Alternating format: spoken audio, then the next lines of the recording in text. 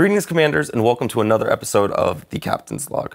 I am your host, Community Manager Echo, and with me, we have a very special guest today.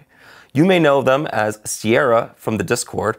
I know her as Georgie. Georgie, how are we doing today? I'm great. Thanks, Gabe. You're very welcome. Thank you so much for coming on. I know that this is a very special occasion. We're actually both in Dublin right now, and I'm pulling you away from very important meetings. But it's really great to have you on, and for people to put a face to the name that they see in Discord all the time. Yes, finally. Finally. So you've been here for 5 years. That dwarfs the year and a half I've been here, right? That's basically since the game's inception. How has Star Trek Fleet Command changed over the past 5 years? I guess it's a bit more than 5 years, 5 years and a month or something like that. Did you work on something before Star Trek Fleet Command? No, but I was here before, like a month before we launched. Got it. So we did a big migration in my week 2. I was still onboarding, and we did like a gigantic migration of accounts to like a better platform. I was not really understanding the technicalities, but it was just in preparation for the launch, which was end of November, 2018. And I think, it's been a wild ride. The game has changed massively. I think what we see the most is how we slowly switched to player-first mentality, because in the early days, everyone was so focused on getting their things right, and we were not really seeing the bigger picture, how an arc runner, let's say, was impacting the gameplay of everyone's our player base.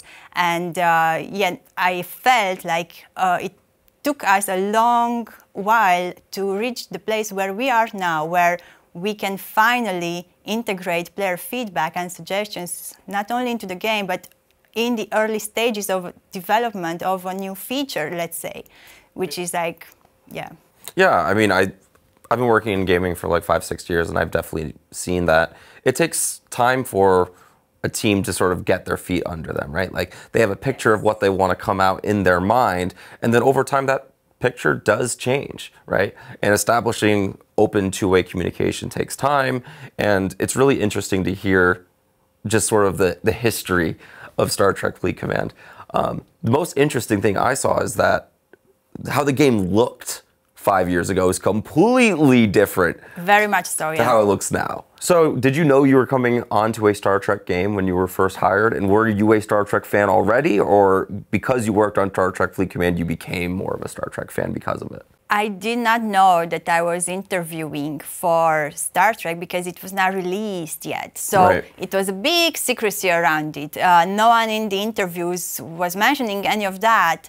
I think it was just in the very last one when I got the confirmation that, I think the person mentioned it on the fly, and I just heard, Star Trek? Did he say Star Trek? And I got really excited because I was already watching TOS months before that, and it's like, it matched perfectly. And I think over the years, I started to watch more and more, and now I'm at Lower Decks. So working in player experience, there have been bugs in our game, like 1 or 2, maybe tops, right? Sure, just two. So what's the process like of, we get feedback, we tell the team, hey, there is a bug, and then the team goes about fixing those bugs. I know that you were very instrumental in sort of tracking down certain things and validating that fixes happen. So do you want to give a little bit of insight into that? Yeah, sure. So I think what players don't actually see is the bugs that are like caught in development as we develop new features and new content. Those also need to be fixed, and at the same time we also have the live bugs. So my team works with our live pod, and where we have a producer, and those developers and engineers and the producer and QA, they're working on addressing the live bugs that we have in the game that they know from us.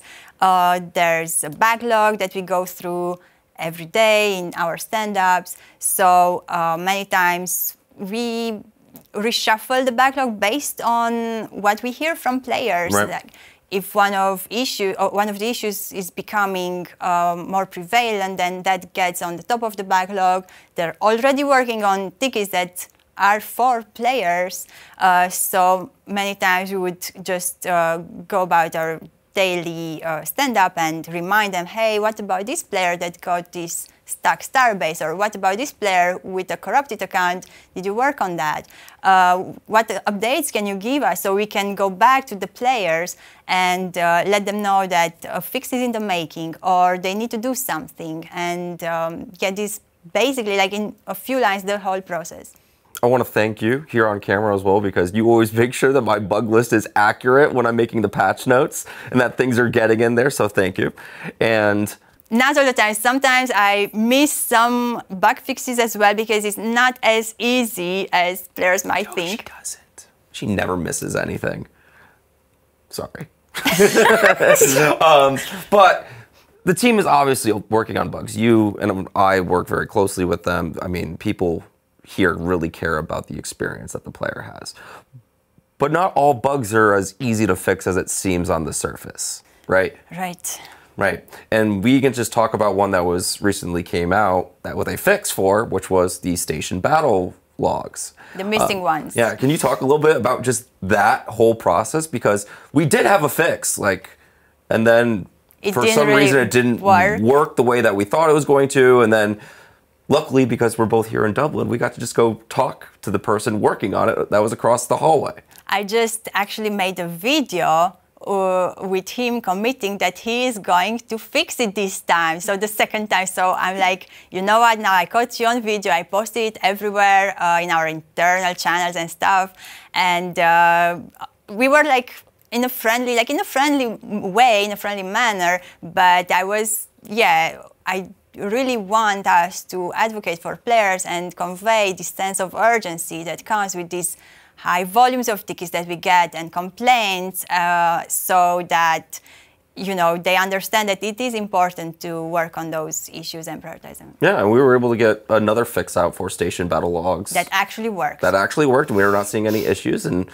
thank you for all of the help and for all of the team members that worked on it. But it just says that we do work on bugs. That if something hangs out in the game for a while, it's probably trickier than it seems on the surface to fix. Right, like the officer presets. Right. We keep reminding the team about it, and it's trickier to fix, trickier to reproduce. There are issues that cannot be reproduced that easily in live environment or in dev environment versus live for players. So there are a lot of discrepancies that we cannot catch all the time. So that's why it's taking a bit longer in some cases. But what I appreciate from players is the detail, the level of detail that they give when they report something. Right. So if they're vague in tickets like my game is broken or I have lag, or then I cannot really do much about it, because the more detail we have, the faster we can get to a resolution with the devs, because the devs are asking very precise questions, even videos. And sometimes I would be like, oh, should I really ask bother players to send us a video of their broken screen or whatever, just for the devs to make their lives easier. But yeah, that's why in some cases we do require like screenshots, videos. But in many cases we can just go about with device information or precise action they were doing or where they experienced lag and such. It's almost like trying to find a buried treasure, right? You can say I'm having a bug with field training. It's like, okay, that gives me a map this big. Whereas if you say, I am having an issue with field training when I'm trying to claim this reward, and this is my ID, and this is the thing that's happening, and here's a picture, we can really, really pinpoint and zoom in on how to address that issue, right? Right. 5 years is a long time, and we've talked a lot about what you do, how you interact with the team, how you interact with players. What is the thing that you like most about working on Star Trek Fleet Command? It's hard to pick just one single thing. I like my colleagues, my team, and the players themselves. So just these three things combined I like listening to players, interacting with them on Discord. Some of them are very understanding and positive, and we're in our interactions. There can be some friction, but together working towards a resolution. You know, we all want the same thing. Right. Enjoying the game and me providing them with the best gaming experience they could have, and them wanting the same thing.